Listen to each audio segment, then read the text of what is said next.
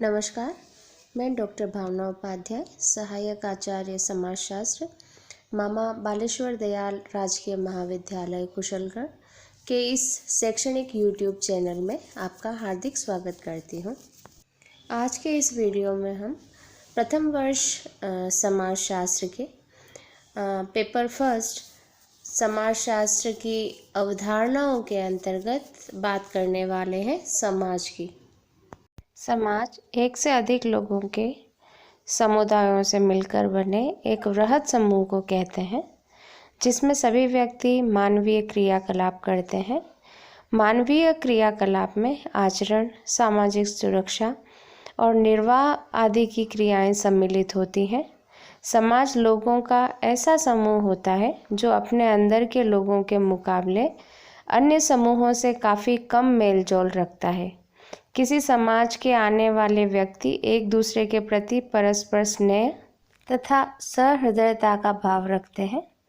दुनिया के सभी समाज अपनी एक अलग पहचान बनाते हुए अलग अलग रस्म और रिवाजों का पालन करते हैं। समाजशास्त्र में समाज का प्रयोग एक विशेष अर्थ में किया जाता है। समाजशास्त्र में व्यक्तियों के मध्य पाए जाने वाले सामाजिक संबंधों के व्यवस्थित स्वरूप को समाज कहते हैं।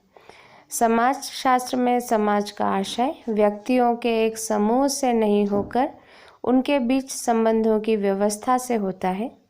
समाजशास्त्र में समाज को सामाजिक संबंधों के जाल के रूप में भी माना जाता है। व्यक्ति और व्यक्तियों के बीच पाए जाने वाले अनेक संबंध होते हैं जो एक समाज का निर्माण करते हैं।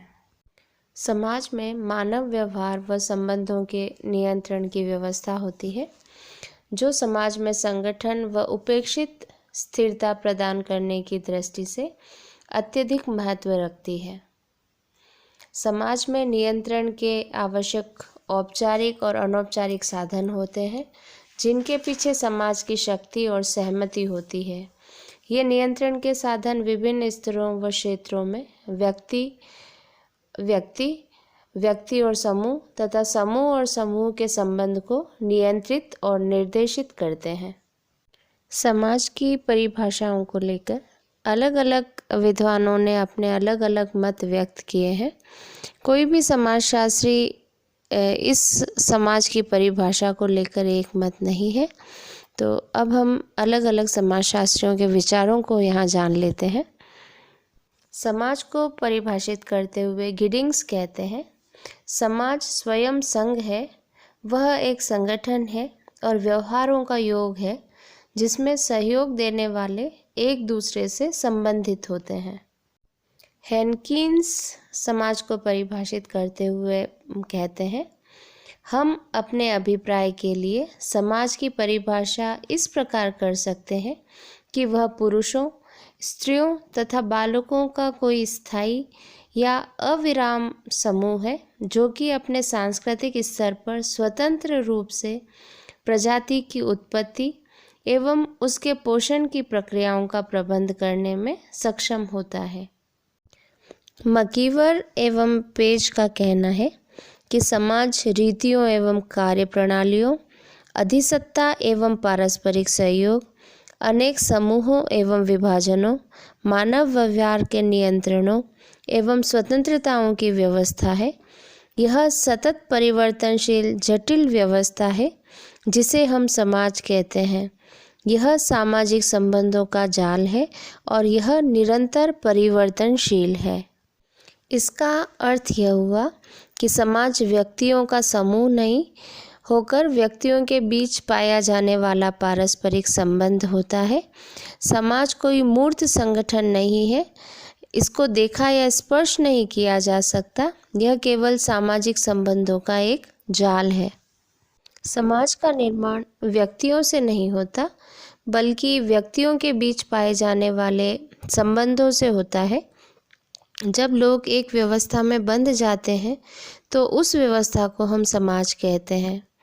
सामाजिक संबंधों का अर्थ व्यक्तियों की उन पारस्परिक क्रियाओं से होता है जो अर्थपूर्ण रूप से या किसी विशेष उद्देश्य को पूरा करने के लिए स्थापित की जाती हैं। जैसे यदि कोई व्यक्ति अपनी जैविक या सामाजिक आवश्यकताओं को पूरा करने के लिए किसी दूसरे व्यक्ति के साथ कोई क्रिया कर रहा है, तब ऐसी क्रिया के परिणाम स्वरूप स्थापित होने वाले संबंध को ही हम सामाजिक संबंध कहेंगे। सामाजिक संबंधों का निर्माण सामाजिक अंतःक्रिया से होता है। सामाजिक अंतःक्रिया 3 स्तरों पर हो सकती है। पहली, व्यक्ति व्यक्ति के बीच अंतःक्रिया, दूसरा, व्यक्ति और समूह के बीच अंतःक्रिया, और तीसरा, समूह और समूह के बीच अंतःक्रिया। इन तीनों स्तरों पर जिन क्रियाओं का आदान प्रदान होता है, उनके परिणाम स्वरूप विभिन्न प्रकार के संबंधों का निर्माण होता है, वही समाज कहलाता है।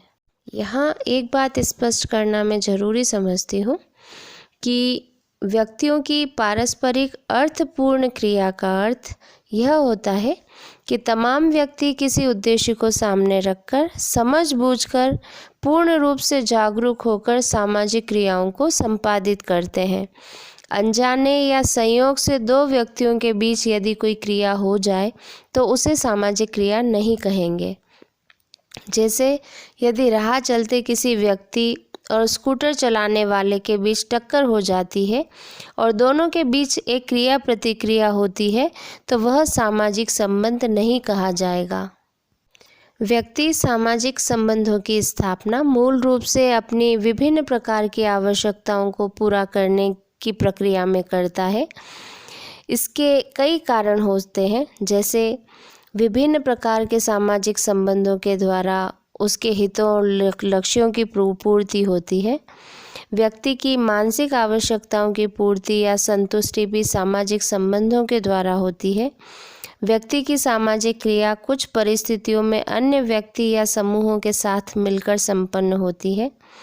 प्रत्येक व्यक्ति समाज से शारीरिक और मानसिक सुरक्षा प्राप्त करता है, और यह एक ऐसी आवश्यकता है जिसकी पूर्ति दूसरों के सहयोग के बिना नहीं हो सकती।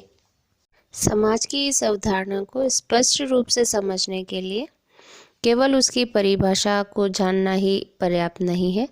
समाज को ठीक से समझने के लिए इसकी प्रमुख विशेषताओं के बारे में भी हम विचार कर लें तो ज़्यादा अच्छा होगा।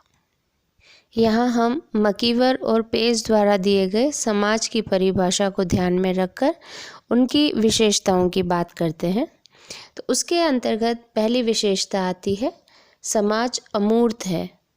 समाज व्यक्तियों का समूह नहीं है, बल्कि यह मानवीय अंतर संबंधों की एक जटिल व्यवस्था है। मानवीय अंतर संबंधों को न तो देखा जा सकता है और न ही उन्हें स्पर्श किया जा सकता है। अमूर्त का अर्थ होता है जिसे देखा न जा सके, स्पर्श न किया जा सके।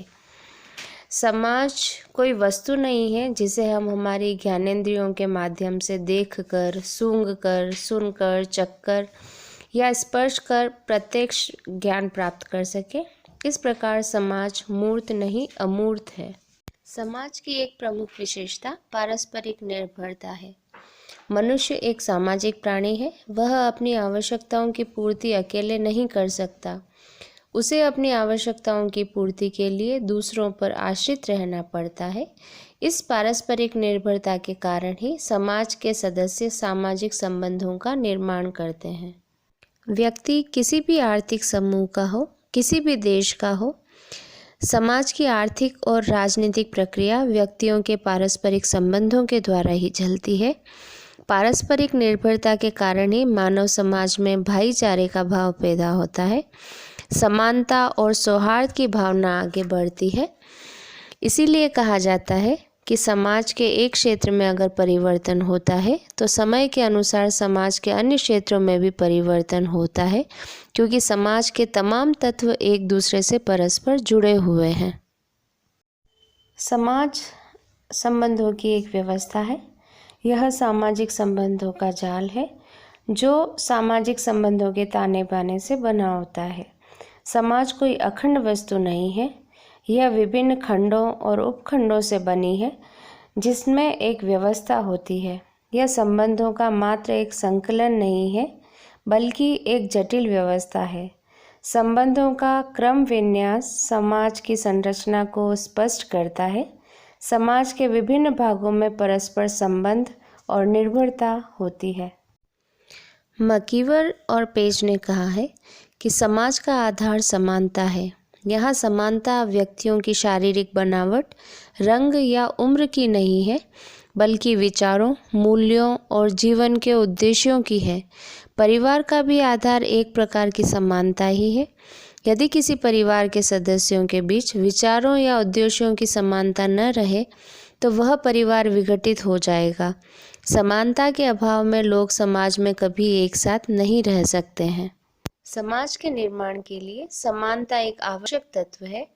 सामाजिक संबंधों का निर्माण उसी दशा में होता है जबकि संबंध स्थापित करने वाले व्यक्तियों के आपस में कुछ समानता होती है। समाज की एक और विशेषता है असमानता या भिन्नताएं। समानता के साथ साथ समाज में भिन्नता भी अनिवार्य है। भिन्नता का सामाजिक महत्व है। समाज में कई प्रकार की भिन्नताएं पाई जाती हैं, जैसे व्यक्ति के बीच योग्यता की भिन्नता, कार्य क्षमता की भिन्नता, रुचि की भिन्नता, इच्छा, आकांक्षाओं और विचारों की भिन्नता। इनके कारण समाज में प्रतिस्पर्धा, प्रतियोगिता और उद्यमशीलता की भावना पनपती है, जो समाज की प्रगति के लिए आवश्यक है। समाज का अस्तित्व इसलिए है कि भिन्न प्रकार की प्रवृत्ति, योग्यता, क्षमता वाले लोगों की क्रिया प्रतिक्रिया समाज में निरंतर चलती रहती है। प्रत्येक व्यक्ति अपने उद्देश्यों को पूरा करने के लिए भिन्न भिन्न साधनों, विधियों तथा मार्गों को अपनाते हैं। सामाजिक संबंधों का मतलब है दो या अधिक प्राणियों में पारस्परिक अनुभूति का पाया जाना। यह पारस्परिक अनुभूति या मानसिक जागरूकता प्रत्येक प्रकार के संबंधों में पाई जाती है, चाहे संबंध स्थायी हो या अस्थायी, मैत्री के हों या द्वेष के, सहयोग के हों या संघर्ष के।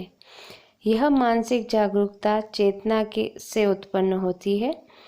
यह सामूहिकता की स्वाभाविक वृत्ति है जो समाज की मनोवैज्ञानिक आधार है और जो समाज को किसी भी विवेचना से अत्यधिक महत्वपूर्ण है।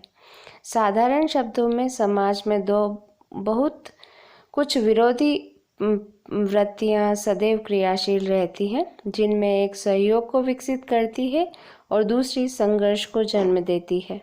समाज सामाजिक संबंधों के ताने बाने से बनता है। इन सामाजिक संबंधों का निर्माण उसी अवस्था में हो सकता है जब लोग एक दूसरे को जानते हों। पारस्परिक जागरूकता भी समाज का एक आवश्यक तत्व या विशेषता है। संबंध दो प्रकार के होते हैं, पहला भौतिक संबंध और दूसरा सामाजिक संबंध। भौतिक संबंध में आपस में जागरूकता नहीं होती, इसके विपरीत सामाजिक संबंधों में परस्पर जागरूकता रहती है।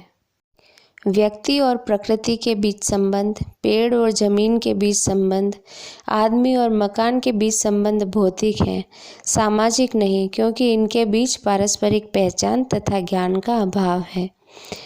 भौतिक संबंध देखे जा सकते हैं पर सामाजिक संबंध देखे नहीं जा सकते, अमूर्त होते हैं, जैसे स्त्री पुरुष, माता पुत्र, पिता पुत्र के बीच का संबंध। निकट संपर्क के कारण पारस्परिक पहचान होती है, एक दूसरे को समझते हैं, परखते हैं, यह दिखाई नहीं देता। समाज की एक विशेषता यह भी है कि समाज परिवर्तनशील और जटिल होता है। परिवर्तन प्रकृति का नियम है, समाज भी परिवर्तनशील है। मकीवर और पेज के अनुसार समाज सदैव परिवर्तित होता रहता है। समाज में अनेक कारकों जैसे आर्थिक, राजनैतिक, धार्मिक, सांस्कृतिक आदि के कारण परिवर्तन होता है। कभी यह परिवर्तन तेजी से होता है तो कभी क्रमिक गति से, लेकिन परिवर्तन सदैव होता रहता है। समाज में परिवर्तन की शक्ति निहित है। समाज में परिवर्तन तेजी से होता है जब बाहरी परिस्थिति बदलती है। समय जैसे जैसे बीतता है, जनसंख्या बढ़ती है और समाज की ज़रूरतें बढ़ती हैं। इन बढ़ती हुई ज़रूरतों की पूर्ति के लिए हम पुराने संबंधों को बदलते हैं और नए नए सामाजिक संबंधों का निर्माण करते हैं। मकीवर और पेज कहते हैं, जहाँ कहीं भी जीवन है वहाँ समाज है। आज का ये वीडियो हम यहीं समाप्त करते हैं। फिर मिलेंगे एक नए वीडियो के साथ। तब तक के लिए नमस्कार।